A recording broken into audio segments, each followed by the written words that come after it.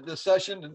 This is the first of many we expected, and it's all about how did I get this job? How did he get that job? It's all about talking to people who are in jobs that different students at Pace University are going to seek to get and to learn more about these jobs. And so we're starting with our alumni, and we're going to ultimately branch out to beyond just our alumni. And initially, we're starting with alumni that I've known and I've had in classes, and I've enjoyed teaching and enjoy getting to know. And today we're with Mr. Paul Wallace, who's at Warner Media. He's integrated sales planner. And the rhythm of this is I'm going to ask Paul a lot of questions about basically a little bit about Paul himself, how he chose Pace, and a little bit about his experience at Pace. And then we're going to go beyond that, his internships while at Pace and that sort of thing. And then we're going to go into the jobs after Pace and what some of the interesting experiences have been that he's had, and some of the challenges he's had. And he's done things like, when he and I chatted a year or two ago, worked on a Super Bowl commercial. A lot of people don't realize media people work on Super Bowl commercials, not just the media placement. They actually work on nowadays some of the creative aspects. So let me get right to it. So Paul, tell me a little bit about, how you first came to Pace University, why Pace, and how you got there. For sure, yeah. So I'm born and raised in Brooklyn. So I've been in, the city my whole life.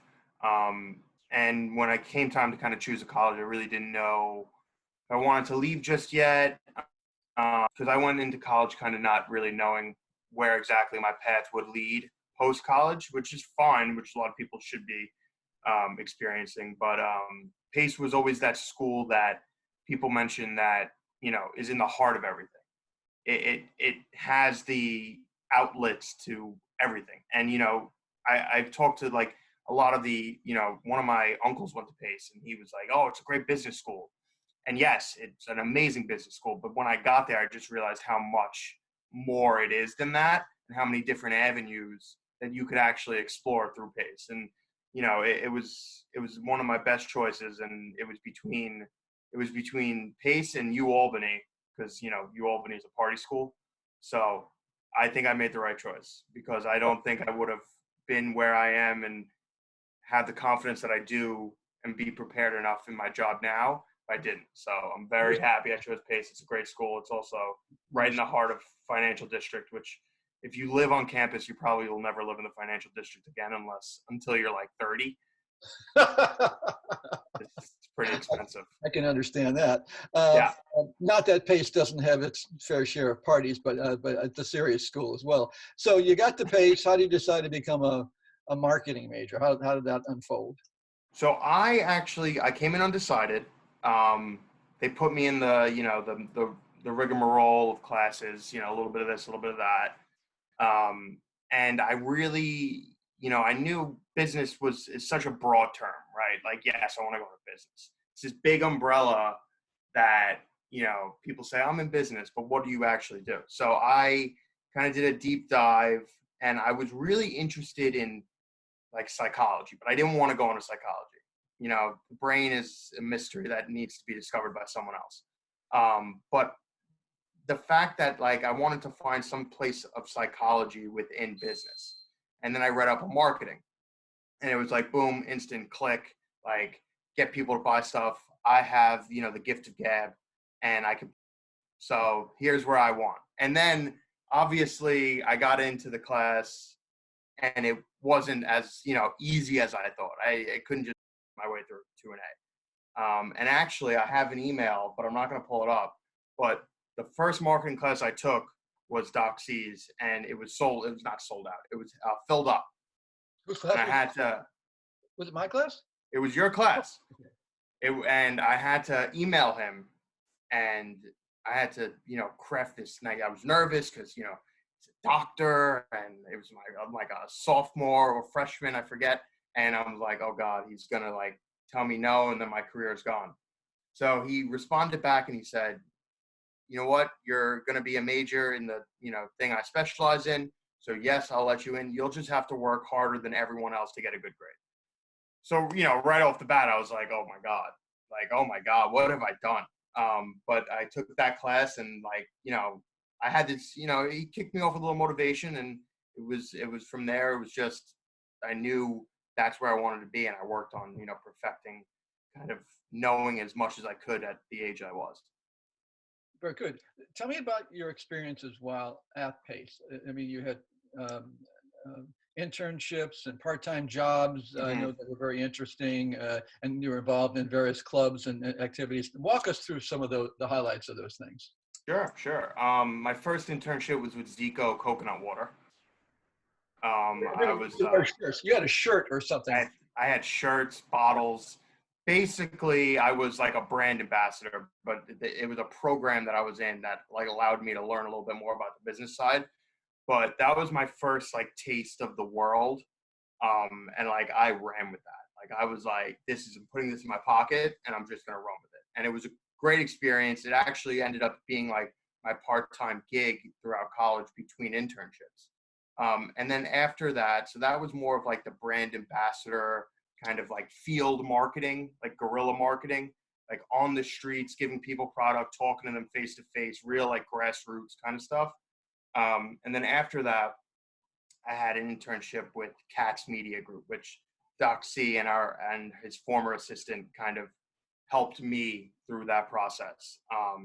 And Katz Media Group is a company owned by iHeartMedia, the radio station conglomerate that basically is every radio station you ever listen to. And what Katz Media does is sell local television spots. So quickly, there's like a difference between broadcast and national commercials and local commercials. For example, if you're in New York and you see a commercial for like a local car dealership, that's not going to run in California. That's only going to run in the tri-state area. So that's what Katz did. And I spent a summer kind of learning the ins and outs of like ad sales and television advertising sales, which was another thing that I had no idea about. So just another notch that I could say, okay, now I know a little bit about ad sales. And then my final internship was with NBC, and I was in the strategy department. And again, an alumni from Pace, Dan Pecoraro, who's no longer at NBC, but he is at iHeart now. Kind of passed my resume along because he knew Dr. Chigaris, and he was on the ad club in the brand marketing team. So he helped me facilitate that. And it was strategy. Basically what we did was we came up with, for example, if McDonald's wanted to run on NBC, we'd come up with like, okay, McDonald's, we're not just going to go to you and say, we're NBC, buy our network. We're going to say, hey, McDonald's, we know what's going on in your industry. We know Burger King is coming out with the Impossible Whopper. We know that, Wendy's is kicking your ass in sales. Here's how we're going to address this as a television network with strategic, ad placements and how we're going to make you number one. And that was just amazing. NBC is a huge company. It's a legendary company, an iconic company. And to get that big company feel was a really good experience because there's more work almost navigating a big company than actually doing work for that company. And then obviously my involvements at Pace were I was part of the ad club, like you all. You were a leader. And You were a leader on the club. You were I one of was, yes. I started as director of recruitment, and then the next year I was the president. And I had so much fun with that because when I took over, it was a lot of like younger people. Like it was like freshman and sophomore, and I was like a junior and senior. So like they were like all amped up, ready to go, and we were like able to do like really fun stuff. And it was so fun to like lead a group of people like where you all have like a common goal, which was just to like make this as best as we can. We attempted, which if any of you want to take on this challenge, I applaud you and I would love to see it come to fruition. We tried to become like the agency of record for other clubs in Pace. So we tried to like go to like, for example, like WPUB is like the radio station for Pace. We tried to go to them and be like, hey, listen, we'll do your advertising for you. Like we'll put up your posters, we'll create your posters, we'll run, videos for you, and we'll just see a little bit of a fee and like maybe some promotion time on the radio. So like we barter with them, and what we tried to get it done is just like to get other people to buy on to like what we were selling was a little tougher than anticipated. But if any of you want to take on, please do. And also the brand marketing team, which I've told Dr. Chigaris many a times, I didn't know how realistic the brand marketing team was until I got into NBC post-college and realized exactly what we were doing and with the brand marketing team was exactly what professionals do and get paid a salary for. So whoever is looking into the brand marketing team, if you want to go into marketing, it is invaluable experience to kind of, because it's real. It's real life. What Dr. Shigar's, and Professor Nan can put you through is what a real work environment is. So it's worth it. So that's your time at Pace. Then you started looking for a full-time job. Tell me about the first full-time job.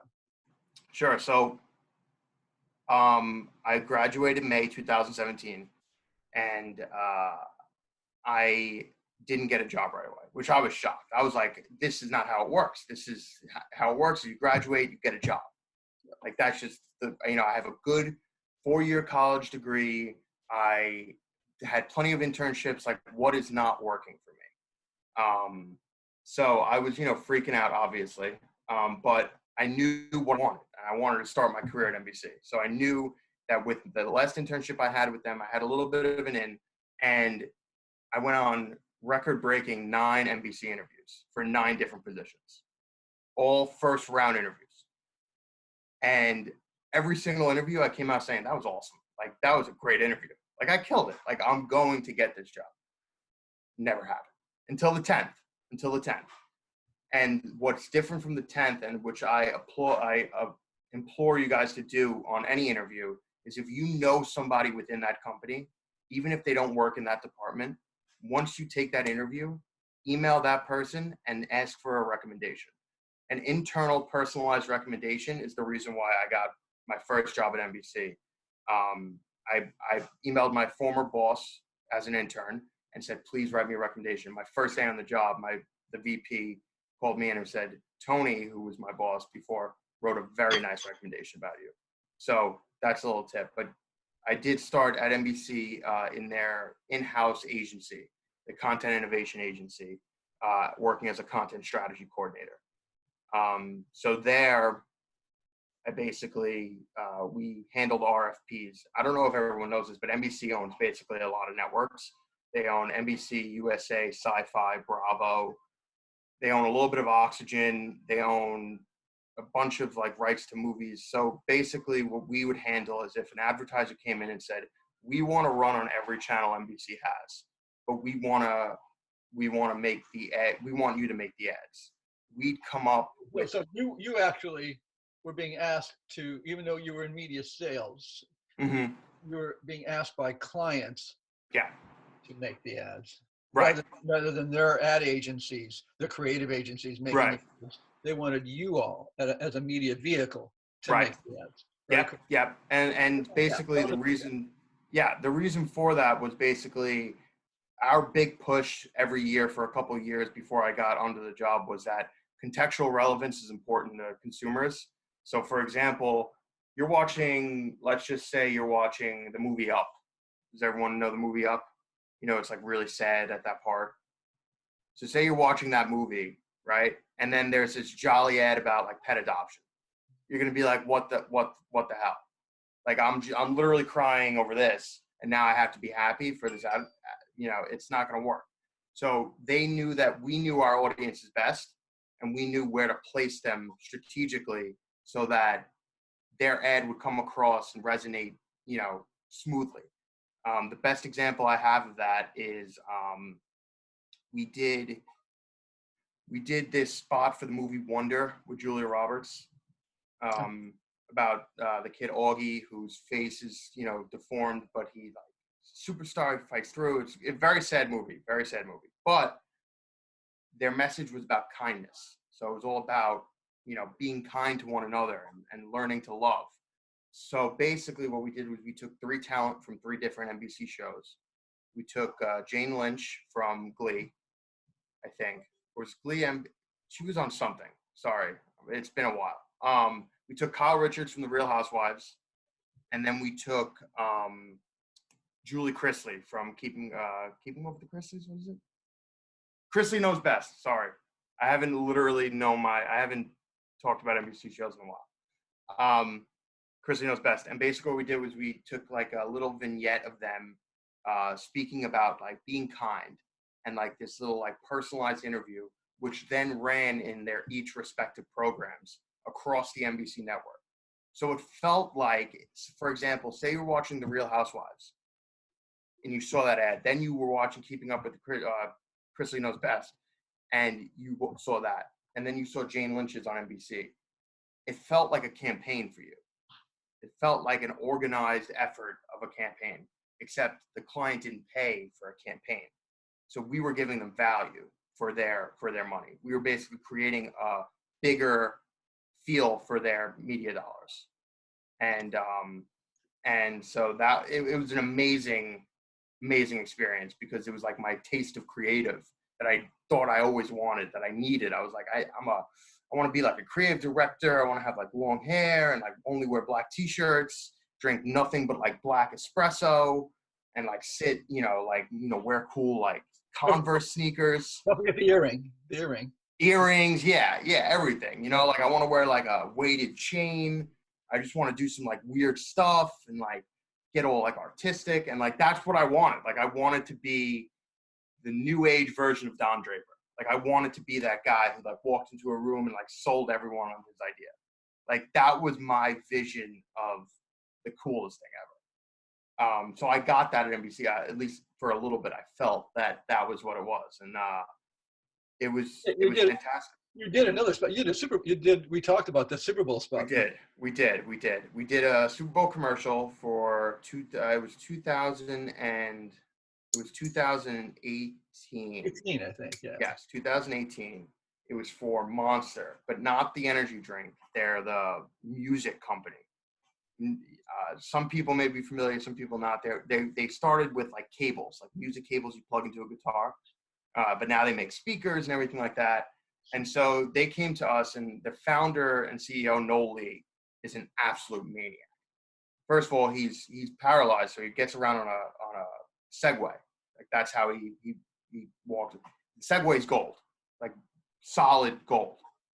And he comes rolling into NBC one day, and this is how he went about purchasing a Super Bowl spot. He rolled his way into NBC. He got up to the third floor or wherever, I think it was 32nd floor is where the sales people were. And he goes up to just anyone, and it was probably like an assistant, and goes, "I'd like to buy a Super Bowl spot." And the assistant's like, well, "It's not done." This assistant sent him, right. Mind you, a Super Bowl spot is $5.5 million in 2018. So him acting like he was purchasing a Sprite is a little alarming. But he basically said, "I want to buy a Super Bowl spot." And of course, NBC was like, "Yeah, come on, give us your money." And then he was like, "Yeah, I just don't have like anything to run in the Super Bowl." So, and this is November. Super Bowl spots usually take a year-long shoot of like conceptualization, theories, strategies, and then shooting and then editing. We did it in like 2 months. And then he was like, "Yeah, so like I'm gonna pay you for the spot, and then I'm also gonna pay you to like do it." And we're like, "Yeah, why not? Let's do it." So we did it. It's okay. I will say it is okay. It's a solid 6.8 out of 10. We didn't get to do the spot we wanted because, like I said, Noel Lee is a psychopath, and he was involved every single thing. He basically told us, he was like, "We're just going to shoot a bunch of celebrities." We're like, "Okay, that costs money, right?" And he's like, No, I know celebrities. I'll just get them to do it." We're like, "Great." So we wound up with Iggy Azalea and like Rice Gum, the YouTuber. Like that's who we had. If you Google Monster Super Bowl spot 2018, it's the debut of Iggy Azalea's new song. And it was playing in the background. Rice Gum puts on headphones and hears it clear for the first time, because Monster gave them the headphones that like are so clear that he could hear her audio crystal like he's never done before. And then he goes into this world, this escapism world, where he's driving a Lamborghini. Noel Lee's driving the Lamborghini, by the way. He's driving the Lamborghini, and he's just passing all these people. He's passing like Joey Fatone, that guy from oh my God, Steven Tyler or Stephen Perry, one of them, and he's just passing them. People are throwing their cordless headphones. They're throwing these like all over the place because they're done with wires. They have Monster headphones now. Why would they want these? guys, watch it. It'll give you a good chuckle. And it was a good experience because it was super, super intense. I didn't expect it to be that intense, but if you didn't know, the Super Bowl in the NFL is basically its own communist country. You can't say anything. You can't do anything. It was very stringent. We had to be buttoned up at all times. And I think it made me better at just life in general, because of how tight and organized I had to be. So you're at NBC, and was that your last job at NBC, or did you have any other jobs beyond the content area? So that was my one job at NBC. That was my first job at NBC, and it felt like it went on forever. I felt like I was there for 10 years, but it was a 1 year kind of thing. I did a 1 year, basically, NBC. Most people, if you come out of college and you don't go into like the full-on ad sales, you'll go to NBC and they'll basically give you like a contract, a 1 year contract. It's not like a trial, but it's more or less like they could, if the budget is, there, they can extend you or not. But it's a great way to get newer people, younger people in, and so that they don't, so it was a 1 year contract basically, and they wanted to keep me on. They were like, we could keep you on for another 6 months. And I was like, I'm very early on in my career. I love the creative space. I really did. But my whole life, people have been saying, you should go into sales. Try sales. Like, just go ahead and just like put your foot in the water just for a little bit. You'd be really good. I think you have the personality for it. So then I moved and transitioned jobs to Turner, which is now Warner Media, as basically an account coordinator, which is like full on ad sales. So Okay. that. How did you get that job? Walk us through how you went from NBC to Turner. So basically, LinkedIn is a beautiful tool. It's just such a lovely, and all of you guys should connect with me on LinkedIn, because LinkedIn is like, I'm on LinkedIn more than I am on Instagram. LinkedIn basically a lot of television networks share talent, more or less. It's almost like a super highway where, like, for example, NBC CMO came from Turner.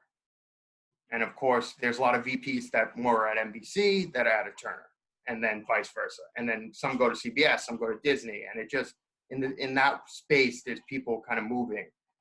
So obviously I connected with a NBC alum who worked at Turner, and he was like, yeah, there's, the positions open all the time. I sent him a link, and I got an interview, and literally I got the interview, took the interview. On the elevator down, they offered me the job, which was like the fastest turnaround ever. And I was more than excited to take it. I was like, I didn't do that well in the interview. I know I didn't, but it just felt like I did. It felt like they were like just blown away, which they weren't. They just wanted to fill a seat. But either way, That happens sometimes. it happens. They need guys. They need people there. So I understand. But it was my first 3 months on the job. I hated it. Absolutely despised it, because it wasn't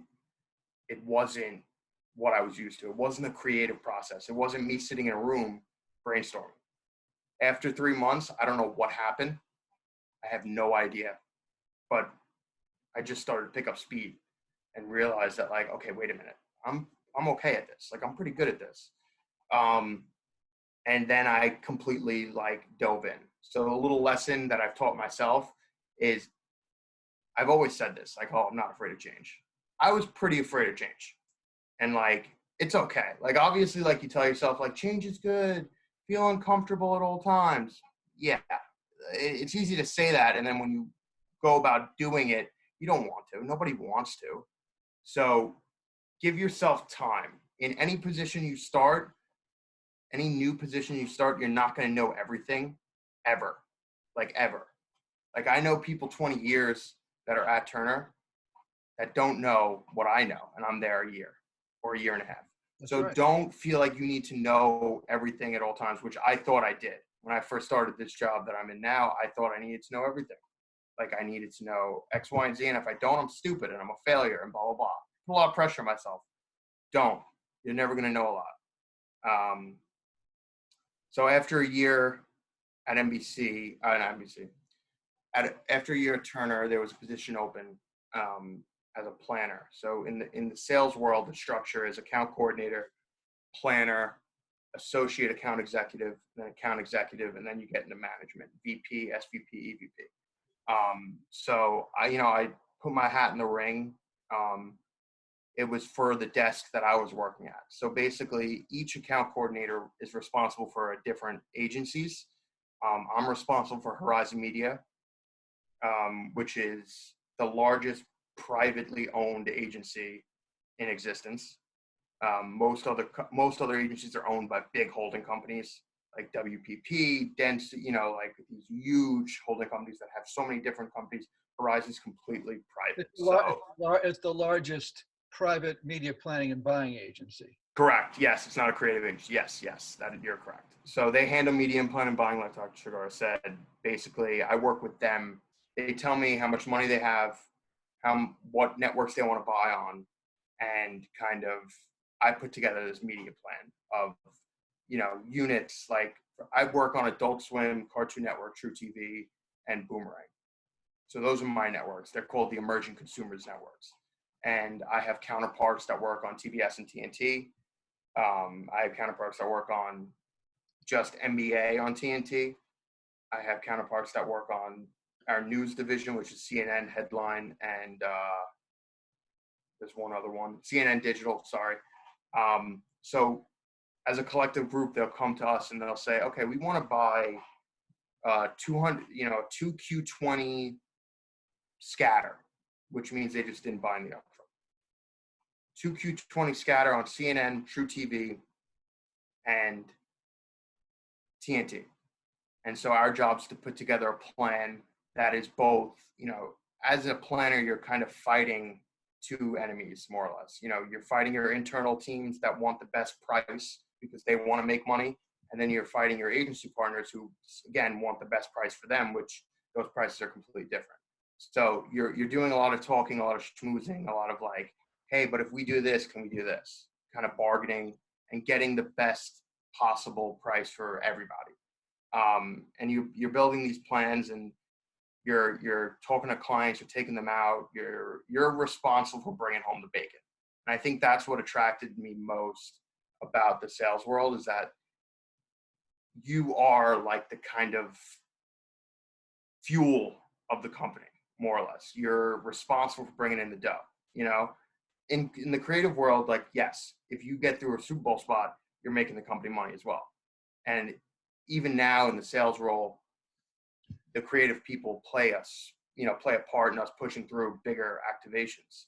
But, I was always focused on like at NBC, the sales guys, the account executives, they were treated like gold. Like they walked into a room, people were like, so, that attracted me and so far so good. I'm in my new role, recently promoted in January. Congratulations. So thank you. It's fun so far. Working from home is driving me insane.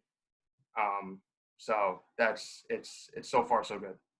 Well, let's wonder. I've got a couple of questions, Paul. I have for you, but before I ask any of my questions, anyone that's listening have a question? Your questions are more important than mine. So, anyone that's listening in here have a question for Paul? Yes, actually. Hi, my name's Cameron. What's up, Cameron? How are you? So when you were I'm thinking of going into the creative side, but I'm not really sure for advertising. But Okay. I know sales could or probably makes more money. It's hard. I mean, it's debatable.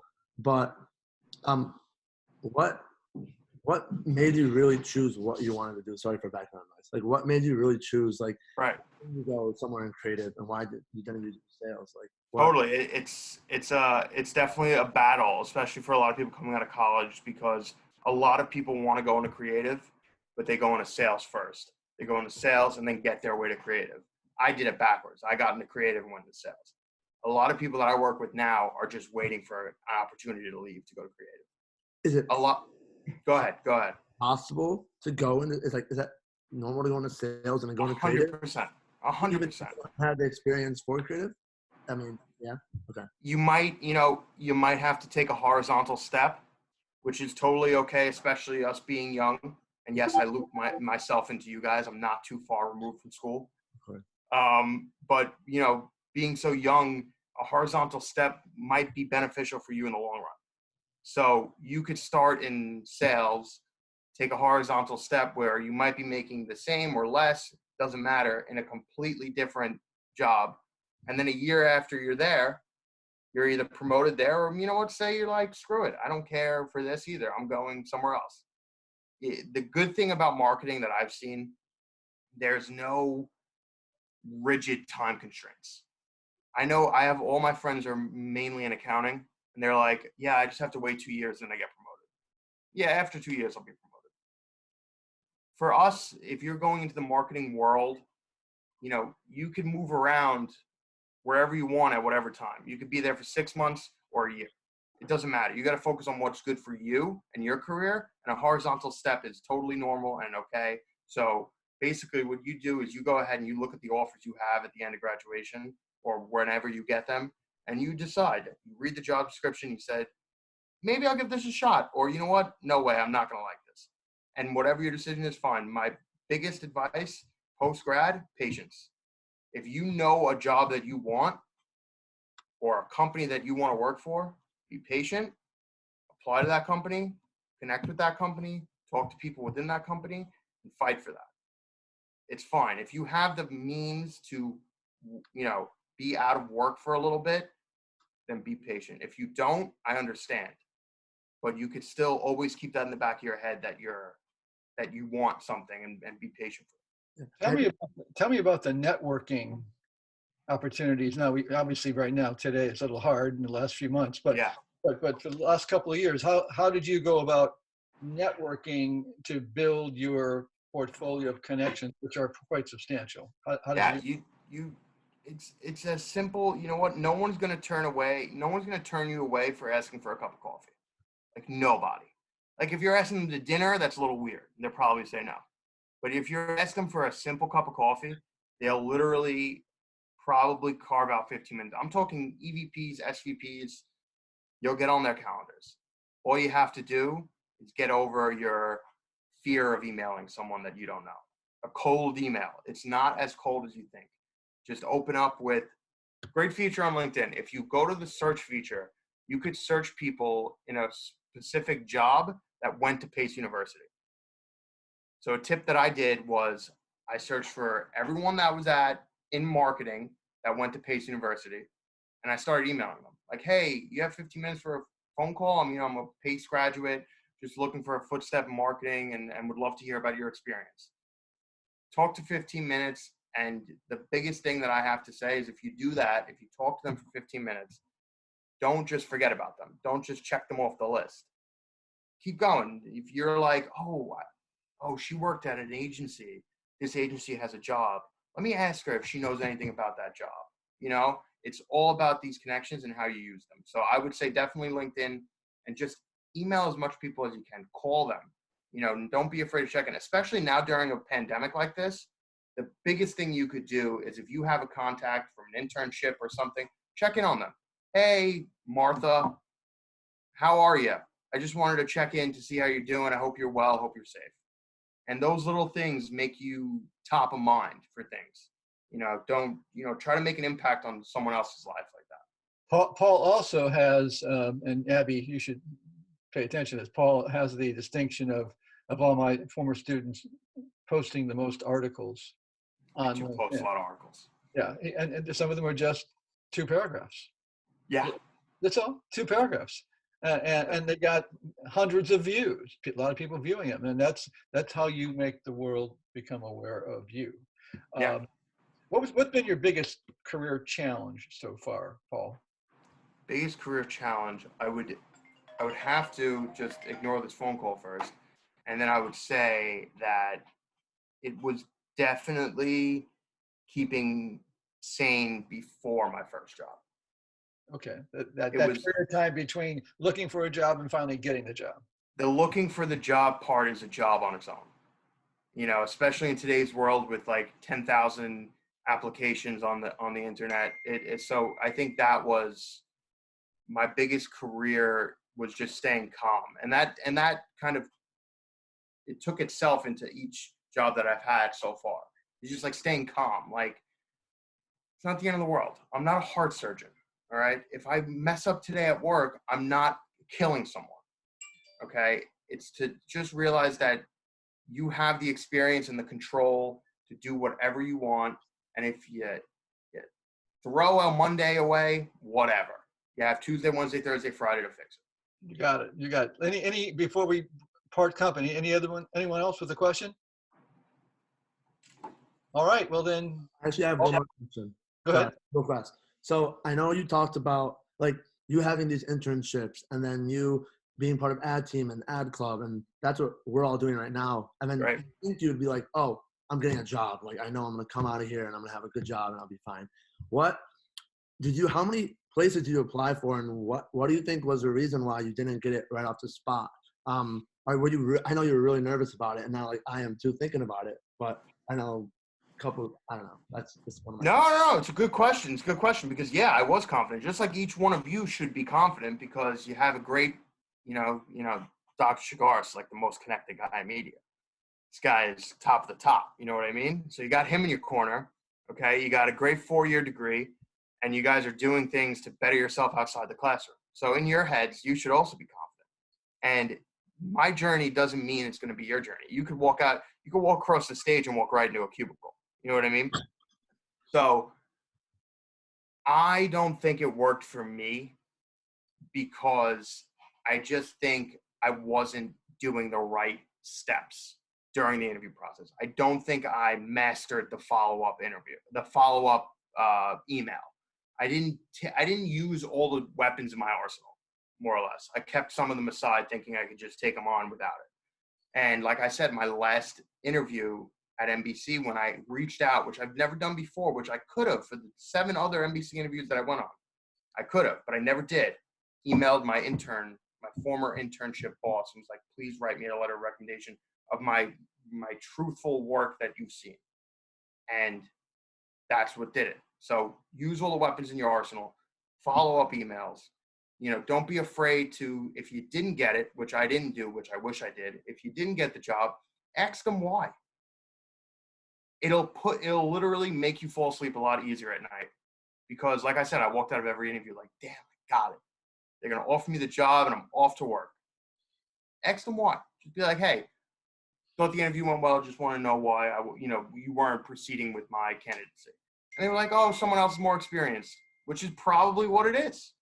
But it's good to ask to keep your mind sane. So use all the weapons in your arsenal. Don't be afraid.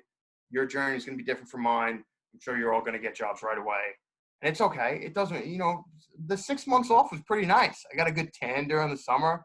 I was working for Zico, so I was getting free coconut water.